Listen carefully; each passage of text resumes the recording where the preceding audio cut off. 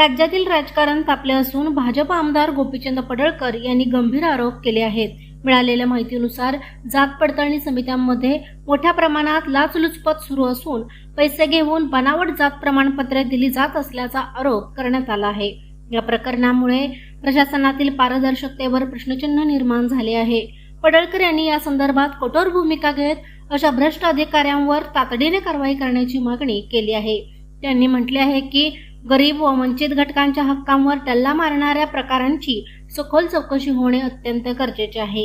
जात प्रमाणपत्र हे शिक्षण, नोकरी आणि आरक्षणासाठी अत्यंत महत्त्वाचे दस्तऐवज असल्याने अशा गैरप्रकारांमुळे पात्र लाभार्थ्यांचे नुकसान होत असल्याचेही त्यांनी नमूद केले। तसेच संपूर्ण प्रकरण उघडकीस आणण्यासाठी विशेष चौकशी समिती नेमावी अशी मागणीही करण्यात आली आहे।